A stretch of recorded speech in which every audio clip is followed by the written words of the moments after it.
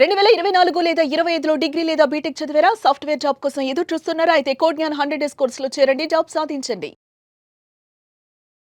MLC Kalvakuntla కవితను party నుంచి suspend చేస్తూ బీఆర్ఎస్ నిర్ణయం తీసుకుంది. లేఖ కూడా విడుదల చేసింది. దీనికి సంబంధించి మరింత సమాచారం ప్రస్తుతం మనతో పాటు లైవ్ కాల్లో అందుబాటులో ఉన్నటువంటి సీనియర్ జర్నలిస్ట్ అలాగే ప్రముఖ పొలిటికల్ అనలిస్ట్ శ్రీనివాసరెడ్డి గారిని అడిగి తెలుసుకుందాం. సార్ నమస్తే అండి. నమస్తే. సార్, గత కొన్ని రోజులుగా చూస్తూనే ఉన్నాము, చాలా కార్యక్రమాల్లో చాలా విషయాల్లో కవిత గారు పార్టీని అలాగే పార్టీ నేతలను వ్యతిరేకిస్తూ వస్తూ ఉన్నారు. నిన్న రీసెంట్గా మాట్లాడిన దాంట్లో కూడా కాళేశ్వరంకి సంబంధించినటువంటి ఏదైతే అవినీతి జరిగిందని అంటున్నారో అందులో సంతోష్ గారు అలాగే హరీష్ రావు గారిదే ఉంది. ఒకవేళ చంద్రశేఖర్ గారిని అంటే కేసీఆర్ గారిని కనుక ఇరికిస్తే వాళ్ళ వల్లనే జరిగినట్లు అన్నట్టు మాట్లాడారు ఆవిడ. సో ఈ రోజు ఫైనల్గా ఎప్పటి నుంచో అనుకుంటున్నదే ఆమెను సస్పెండ్ చేస్తారేమోనని ఈ రోజు ఇప్పుడు ఫైనల్గా సస్పెండ్ చేశారు. కేవలం కావాలని చేసిందా, లేకపోతే దీని వెనక కుట్ర ఉంది, కాంగ్రెస్ నేతలే ఉన్నారని కొంతమంది అంటున్నారు. లేదు బీజేపీ నేతలుండి ఆమెను సస్పెండ్ అయ్యేలా చేశారని కొంతమంది అంటున్నారు. ఆమె త్వరలో బీజేపీలో చేరుతుందని, లేదు కాంగ్రెస్లో చేరుతుందని, అలా ఏం లేదు కొత్త పార్టీ పెడుతుందని అంటా ఉన్నారు. మీరు చెప్పండి.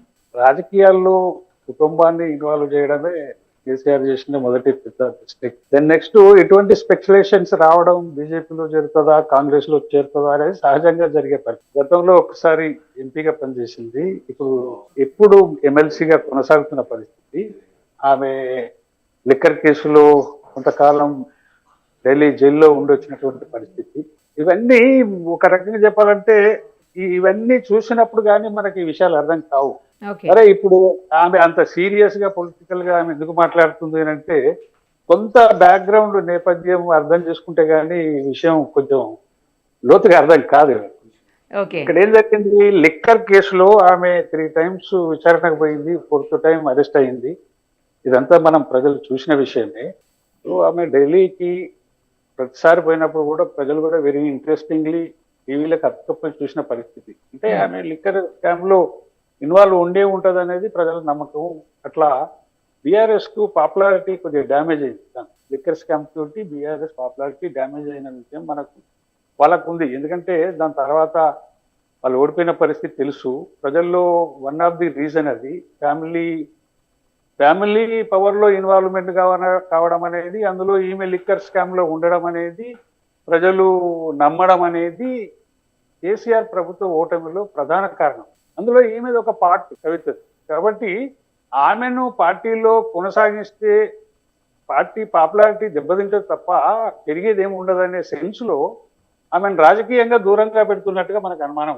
ఇప్పుడు ఆమె ఏం చేస్తుంది, రాజకీయంగా నన్ను ఎలా దూరం పెడతారు, నేను ఇంత క్రూషియల్ గా నేను పొలిటికల్ గా పార్టీలో రన్ అవుతూ వచ్చిన రకరకాల సామాజిక కార్యక్రమాలు, సాంస్కృతిక కార్యక్రమాలు, బతుకమ్మ, ఇవన్నీ జాగృతి అనే ఒక ఆర్గనైజేషన్, ఇవన్నీ నడుపుతూ నేను పాపులర్ అయిన ఒక పొలిటికల్ లీడర్ గా నన్ను పక్కకు పెట్టడం ఎట్లా సాధ్యం పార్టీలో అనేది ఆమె వర్షన్ గా మనకు అర్థమవుతున్న విషయం.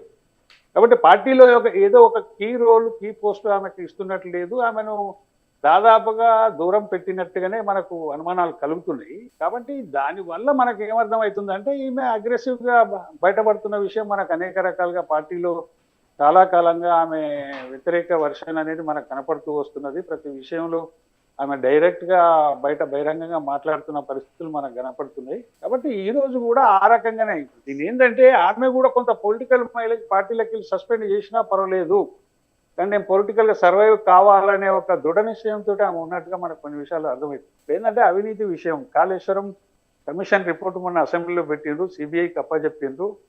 ఇలా ఏమైంది, దీన్ని ఆమె అడ్వాంటేజ్ గా తీసుకొని ఆమె కూడా మాట్లాడుతుంది. ఏమంటుందంటే మా నాన్నని అనవసరంగా సిబిఐ కేసు దాకా తీసుకుపోయిన వాళ్ళు ఎవరు పార్టీలో అంటే హరీష్ రావు, సంతోష్ అనే విషయాలని ఆమె ఓపెన్ గా చెప్పింది. అంటే ఫాదర్ ను ప్రొటెక్ట్ చేసే రకంగా ఒక పొలిటికల్ లైన్ లో ఆమె మాట్లాడుతూ పోతున్నది. ఆమెకు ప్రియారిటీ పార్టీలో ఇస్తలేరు కాబట్టి ఇప్పుడు హరీష్ రావును, సంతోష్ను వీళ్ళ వల్లనే ఈ అందులో అవినీతి జరిగింది, దానికి కారకులు వాళ్ళు తప్ప మా నాన్న కాదు అనే ఒక ఎక్స్ప్రెషన్ మొన్న ప్రెస్ మీట్ లో చెప్పింది. ఓవరాల్ ఏంటంటే పార్టీకి డ్యామేజ్ అవుతున్న విషయమే, పాపులారిటీకి డ్యామేజ్ చేసే విషయమే ఆమె మాట్లాడింది. అయినా కూడా ఈమె వల్లనే పార్టీ పాపులారిటీ దెబ్బతింటుందని మొదటి నుంచి వాళ్ళు అనుకుంటూ ఆమె దూరం పెడుతూ వస్తుంది. అట్లా దూరం పెట్టినప్పుడు ఈమె భ్రష్ట్ అవుతుంది, ఉన్న విషయాలను కొన్ని వాస్తవాలను కూడా చెప్తుందని అనుకోవచ్చు. ఆమె చెప్తున్నాయని అబద్ధాలని అనుకోవాల్సిన అవసరం కూడా ఏం లేదు. కొన్ని నిజాలు ఉండొచ్చు, కొన్ని అబద్ధాలు ఉండొచ్చు. ఎందుకంటే ప్రొలాంగ్ ఆ పార్టీలో కొనసాగింది కేసీఆర్ కూతురు కాబట్టి కొన్ని వాస్తవాలు కూడా ఉండొచ్చు, కొన్ని అబద్ధాలు కూడా ఉండొచ్చు, ఏదైనా ఉండొచ్చు. ఆమె కూడా పొలిటికల్గా సర్వైవ్ కావాలనుకుంటుంది కాబట్టి ఆమె ఇంత అగ్రెసివ్గా బయటకు వచ్చి మాట్లాడుతుందని మనం అనుకునే అవకాశం అయితే ఉంది. ఇప్పుడు ఆమెను సస్పెన్షన్ చేసిండ్రు అనేది వార్త మనకు. ఆమెను సస్పెన్షన్ చేసిండ్రా, బహిష్కరణ చేసిండ్రా అనేది కూడా క్లారిటీ లేదు. ఆ లెటర్ చూస్తే మనకు ఏమర్థం అవుతుంది, సస్పెన్షన్ మాత్రమే చేసిండ్రు, ఆమెను బహిష్కరణ చేయలే. సస్పెండ్ అనే వచ్చింది. అవును. సస్పెన్షన్ అన్నప్పుడు మళ్ళీ తీసుకునే అవకాశం ఉంటది కదా. ఓకే. కాబట్టి ఇప్పుడు ఒకటి ఏంటంటే ఫ్యామిలీ మెంబర్స్ కు ఒక రూలు, బయట వాళ్ళకు ఒక రూలు, ఈ డ్యూయల్ రూల్ అనేది బీఆర్ఎస్ లో మనకు కనపడుతుంది. ఈటెల రాజేందర్ని ఎట్లా పంపించారో మనం చూసినాం కదా, అప్పట్లో ఆలయ నరేంద్రని ఎట్లా పంపించారో మనం చూసినాం కదా. కూతురు కాబట్టి బహిష్కరణ చేయకుండా సస్పెన్షన్ లో పెట్టిన పరిస్థితి మనకు కనపడుతుంది. కాబట్టి ఫ్యామిలీ రూల్ అనేది ఎప్పుడైనా ఎటువంటి సంఘటనలు ఎదుర్కొనే అవకాశాలు రాజకీయాల్లో చాలా చూసినాం. తమిళనాడులో చూసినాం, మన దగ్గర చూసినాం, ఎన్టీఆర్ ఫ్యామిలీలో చూసినాం, మిగతా దేశంలో ఉన్న ప్రాంతీయ పార్టీల్లో అనేక పార్టీల్లో చూసినాం. మోస్ట్లీ ఇండియాలో ఉన్న రీజనల్ పార్టీలలో ఉండే ఇదొక స్థితి మనం అన్ని పార్టీల్లో చూస్తున్నాం. అది బీఆర్ఎస్ లో ఈ రోజు చూస్తున్నాం. కాకపోతే ఇబ్బంది ఏంటంటే కేసీఆర్ గారు కూడా పొరపాటు ఏం చేసేదంటే ఒక లెజెండర్ గా తెలంగాణ పాలిటిక్స్ లో తెలంగాణ తేవడంలో అతని పాత్ర అదంతా దానికి తగ్గట్టుగా 10 సంవత్సరాల పరిపాలన జరగకపోవడం, ఫ్యామిలీ మెంబర్లు పవర్ లో ఇన్వాల్వ్ కావడం, ఇవన్నీ నెగటివ్ పాయింట్లుగా తయారయ్యే ఆఫ్టర్ 10 years ప్రజలు టీఆర్ఎస్ ను కేసీఆర్ ను గద్దె దించక తప్పని పరిస్థితులు స్వయంకృతం అని చెప్పాలి. టీఆర్ఎస్ది కానీ కేసీఆర్ది కానీ స్వయంకృతం అనే చెప్పాలి. ఇవాళ కవిత వచ్చి ఆ రకంగా ఎందుకు మాట్లాడుతుందంటే ఆమెను పొలిటికల్ గా నువ్వు పవర్లో ఇన్వాల్వ్ చేసినావు, ఒక ఎంపీ చేసినావు, ఒకసారి ఎమ్మెల్యే చేసినావు, ఎమ్మెల్సీ చేసినావు, ఆమె ఎందుకు కోరుకుంటుందండి? రాజకీయాల్లోకి ఒకసారి ఎంటర్ అయిన తర్వాత, ఒకసారి కాలు పెట్టిన తర్వాత తిరిగి వెనక్కి రారు. కావాలంటే ఎంత దూరమైనా పోతుంది. దానికి సాక్ష్యం ఇవాళ కవిత. పొరపాటు ఎవరిదండి? స్వయంకృతం కేసీఆర్ కాకపోతే ఇంకెవరిది? అవినీతి విషయం అనేది డెఫినెట్లీ కాళేశ్వరం మీద అనేక అనుమానాలు ప్రజలకు చాలా కాలం నుంచి ఉన్న ఎక్స్పర్ట్స్ చెప్తున్నారు, చాలా మంది చెప్తూ వచ్చారు. చివరికి వస్తే 2023 అసెంబ్లీ ఎలక్షన్స్ ముందు ఆ పిల్లలు కూడా కుంగిపోయిన పరిస్థితి ప్రజలు చూసారు, నమ్మిండ్రు. Definitely there is some corruption అనేది ప్రజల అనుమానం వచ్చింది. కాబట్టి కాంగ్రెస్ పార్టీ కూడా ఎలక్షన్ లో ఏం చేసింది, మేనిఫెస్టోలో పెట్టింది, కాళేశ్వరం మీద ఎంక్వైరీ చేస్తాం, మేము అవినీతిని కక్కిస్తాం, ఆ డబ్బులతోటే సంక్షేమ పథకాలను నడుపుతామని ఒక గొప్ప వాగ్దానాలు కాంగ్రెస్ పార్టీ కూడా చేసింది. సరే, ఏదో ఒకటి ఫార్మల్ చేసిండ్రు, ఆ రిపోర్ట్ వచ్చింది, బయట పెట్టిండ్రు. మరి ఆ ప్రభుత్వం కూడా బీజేపీ డిమాండ్ చేస్తుంది కాబట్టి మేము సిబిఐకి ఇస్తున్నామని చెప్తుంది. ఎందుకు రాష్ట్ర ప్రభుత్వం చేయకూడదండి? దర్యాప్తు చేయొద్దని చెప్పింది. దర్యాప్తులో శిక్షించవచ్చు అని ఘోష్ కమిషన్ రిపోర్ట్ లో ఉంది. ఆయన ఎవరెవరిని శిక్షించాలని కూడా చెప్పిండు. అది తన బాధ్యతగా తీసుకోకుండా కేంద్రం మీదకి నెట్టేసి. ఇప్పుడు ఏంటంటే తెలంగాణలో ఉన్న 3 పార్టీ, కాంగ్రెస్, బీజేపీ, బీఆర్ఎస్, ఈ 3 కూడా ఒక రాజకీయ చదరంగా మారుతున్నాయండి ఒక రకంగా. అందులో ఈ ఒక పావుగా కూడా మారి ఉంటే ఉండొచ్చు, మేబీ చెప్పలేదు. కవిత కూడా 1 of the పావుగా మారి ఉండొచ్చు. అటువంటి రాజకీయాలు నడుస్తున్నాయి. దాన్ని ఎవరు మనం అంతుపట్టలేము. ఇంతకుముందుకు మనం కొందరు అనుకుంటారు కాంగ్రెస్ లో పోతుందా, బీజేపీలోకి పోతుందా అంటే పోవచ్చు, పోకపోవచ్చు, లేదంటే స్వయంగా ఆమెనే పార్టీ పెట్టుకోవచ్చు. ఒక లెజెండ్ డాటర్ గా నేను ఒక కాన్స్టిట్యున్సీలో ఎంపీగా పనిచేసింది, ఎమ్మెల్సీగా పనిచేసింది, నేనెందుకు పొలిటికల్ గా రన్ కాకూడదు అని అనుకున్నప్పుడు ఆమెకు ఆప్షన్స్ బోలెడు ఉన్నాయి, చేయొచ్చు, ఏదైనా చేయొచ్చు. కానీ ఓవరాల్గా ఏంటంటే బీఆర్ఎస్ ప్రభుత్వం 10 సంవత్సరాల్లో జరిగింది అవినీతి భయంకరంగా జరిగిందనే నమ్మకం మాత్రం ప్రజల్లో పెరిగిందండి. కాంగ్రెస్ ప్రభుత్వం ఇప్పుడు వచ్చింది ఏం చేస్తుంది, అది బాగా చేస్తుందా, బాగా చేస్తలేదా అనేది పక్కకు పెడితే తెలంగాణ తెచ్చిన పార్టీగా ఆ గౌరవాన్ని, ఆ ప్రతిష్టను బీఆర్ఎస్ పార్టీ కానీ కేసీఆర్ కానీ కాపాడుకోలేకపోయిందనేది వాస్తవం. దానికి ఆల్టర్నేట్ గా కాంగ్రెస్ వచ్చింది తప్ప కాంగ్రెస్ ను ప్రజలు గెలిపించలేదు కాదు. రేపు కాంగ్రెస్ బాగు పని చేయకపోతే మళ్ళీ కేసీఆర్ని గెలిపియరా, లేదా 3వ ఆప్షన్ గా బీజేపీని గెలిపిస్తారా? అది ఆ చదరంగంలోనే ఇవన్నీ జరుగుతున్నాయని నాకు అనిపిస్తుంది. ఇప్పటికే కొత్త పార్టీ పెడతారంటారా, లేకపోతే వేరే పార్టీలు ఏదన్నా చేరే అవకాశం ఉందంటారా? ఆమె ఇంటర్నల్ స్ట్రాటజీ ఎవరికి అర్థం కాని. ఎందుకంటే ఇప్పుడు ఆమె అరెస్ట్ అయ్యి బయటకు వచ్చిన తర్వాత నుంచే ఆమె అగ్రెసివ్ గా మాట్లాడుతున్న పరిస్థితి మనం చూస్తున్నాం. వీళ్ళు ఏం చేస్తున్నారంటే కేసీఆర్ కొడుకైనా కేసీఆర్ అయినా పార్టీని కొడుకు అప్పచెప్పాలనే నిర్ణయం మాత్రం అన్అఫీషియల్ గా ఇప్పటికే మనకు అందరికీ అర్థమైపోతున్న విషయం. ఆయన ఏం చేస్తున్నాడు, కేటీఆర్ కవితను పార్టీలో ఇన్వాల్వ్ చేసుకుంటే ఏదన్నా ఒక హోదా ఇస్తే ఈమె వల్ల ఈమెతోటి లాభం కంటే నష్టమే ఎక్కువ ఉంటుందని ఒక డిసిజన్కి వచ్చి ఈమెను పక్కన పెడుతుంది. ఈమెను పక్కన పెట్టినప్పుడు నన్ను ఎలా పక్కన పెడతారని ఆమె అగ్రెసివ్గా ముందుకు వస్తుంది. కాబట్టి మోస్ట్లీ బీఆర్ఎస్లకు ఇప్పటిప్పుడు తీసుకోకపోవచ్చు, ఏమో సస్పెన్షన్ అని పెట్టిండు కాబట్టి కాస్తంత అనుమానం ఉంది. ఒక 6 నెలలు పోతే ప్రజలంతా మర్చిపోతారు, మళ్ళీ కవిత బీఆర్ఎస్లోకి పోయినా ఆశ్చర్యం లేదు. రాజకీయాల్లో ఏది శాశ్వతంగా ఉండదు. సస్పెన్షన్ ఎందుకండి, మీరు ఊస్ట్ ఎందుకు చేయలేదు, బహిష్కరణ ఎందుకు చేయలేదు, మీరు అంతా ఆయన వల్ల అన్పాపులర్ అవుతున్నారు అనుకుంటే అది చేయాలి కదా, చేయలేదు కదా. అంతా డబుల్ గేమ్, బయటోళ్ళకి ఒక నీతి ఇంటోళ్ళకి ఒక నీతి అన్నట్టుగా కేసీఆర్ ప్రభుత్వం ఆ ప్రభుత్వాన్ని అట్లే నడిపిండు. ఇప్పుడు జరుగుతున్న రాజకీయాన్ని కూడా అట్లే నడుపుతున్నాడు కేసీఆర్.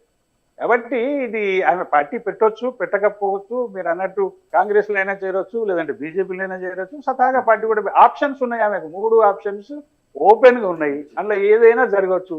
రాజకీయాల్లో ఏది జరిగినా మనం ఆశ్చర్యపోవాల్సిన అవసరం అయితే ఉండదు.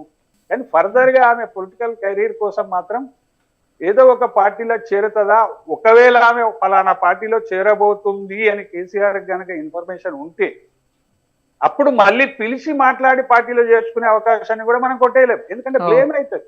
ఓకే, కేసీఆర్ బతుకున్నంత కాలం తన కుటుంబ సభ్యులు, కొడుకు గాని కూతురు గాని తనకు వ్యతిరేకంగా ఇంకో పార్టీలో చేరే పరిస్థితి వస్తే దాన్ని అడ్డుకునే ప్రయత్నమే కేసీఆర్ చేస్తాడని అయితే నాకు నా అభిప్రాయం. ఎందుకంటే ఇప్పటికిప్పుడు సస్పెన్షన్ మాత్రమే చేశారు, బూస్ట్ చేయలేదు, బహిష్కరణ చేయలేదు. అవకాశాన్ని బట్టి మళ్ళీ పిలుచుకునే అవకాశం. ఇంకా ఏమైనా థ్రెట్ వస్తుందా? ఇప్పుడు కవిత పోయి కాంగ్రెస్ లో చేరింది అనుకుందాం కొంతసేపటికి, అప్పుడు BRS image, KCR political image, political career ఏమవుతుంది? ఎంతో కొంత డ్యామేజ్ అవుతుంది. ఆయన కూతుర్ని పార్టీలో కొనసాగించలేకపోయిండు, అవతల పార్టీలోకి పోయింది, ఆమె మాట్లాడుతుంది, తండ్రి మీదనే మాట్లాడుతుంది, తండ్రి పార్టీ మీదనే మాట్లాడుతుంది అన్నప్పుడు ఇంకా బ్యాడ్ ఇమేజ్ పెరుగుతుంది కదా బీఆర్ఎస్. కాబట్టి ఆ కోణంలో చూసి నేను అనుకుంటా after 6 months 1 year just elections before ఏదో ఒక కాంప్రమైజ్ చేసుకుని ఆమెను మళ్ళీ తీసుకునే అవకాశాన్ని కూడా మనం కొట్టేయాలి. కేసీఆర్ ప్రభుత్వంలో జరిగిన అవినీతి మాత్రం తెలంగాణకు భారీ నష్టాన్ని తీసుకొచ్చిన మాట వాస్తవం. ఇంకొకటి, అవినీతి అంతటా జరుగుతుంది, నో డౌట్, జరగదని నేను చెప్పా, ప్రతి ప్రభుత్వంలో జరుగుతుంది, ఈ ప్రభుత్వంలో కూడా జరిగి ఉండదు. కానీ పెట్టిన ఇన్వెస్ట్మెంట్, జరిగిన అభివృద్ధి కూడా పనికి రాకుండా పోయింది. అది కాళేశ్వరమా, యాదాద్రి భద్రాద్రి పవర్ ప్లాంట్లా, పాలమూరు లిఫ్ట్ ఇరిగేషనా, లేకపోతే మిషన్ కాకతీయనా, ఇవన్నీ నిరుపయోగంగా తయారైనాయి. అప్పులు మాత్రం పెరిగిపోయినాయి. అవి కనీసం ప్రజలకు ఉపయోగపడుతున్నాయి అంటే అప్పులైనా పర్వాలేదు, అవినీతి అయినా పర్వాలేదు. అవినీతి అయింది, అప్పులైనాయి, పనికి రాకుండా పోయి. ఇది ఒక రకంగా చెప్పాలంటే తెలంగాణకు తీవ్రమైన నష్టం చేసింది కేసీఆర్ ప్రభుత్వం అనడంలో ఎవరికి అనుమానం లేదు. పార్టీ నుంచి సస్పెండ్ చేయడంతో ఎమ్మెల్సీ పదవికి కూడా రాజీనామా చేసే అవకాశం ఉంటుంది అని అంటున్నారు. అలా చేయొచ్చా? చేసే అవకాశం ఉందంటారా? ఆమె చేసే అవకాశం ఉంది అని అయితే నమ్ముతున్నా. ఎందుకంటే ఆమె కొంచెం పొలిటికల్ గట్స్ చూపించుకునే ప్రయత్నం ఖచ్చితంగా చేస్తారు. ఏదో ఒక డేర్నెస్ చేయాలి కదా, పొలిటికల్ గా నీకు డేర్నెస్ చేస్తేనే ఏదో ఒక డైనమిజం అనేది వస్తుంది. ఇంకో 2 years 1.5 years ఆమె పీరియడ్ ఉండొచ్చు, పెద్ద సమస్య కాదు. ఆమె రాజీనామా చేస్తుంది, ఏ పార్టీలను చేరుతుందా, ఒక ఇమేజ్ క్రియేషన్ మాత్రం ఆమె చేసుకునే ప్రయత్నంలో ఉన్నదనడంలో ఎవరికి అనుమానం లేదు. Right sir, let us see ఏం జరుగుతుంది అనేది. Thank you so much. Suman టీవీలో మీ పర్సనల్ అండ్ బిజినెస్ ప్రమోషన్స్ కోసం కింది నెంబర్కి కాంటాక్ట్ చేయండి.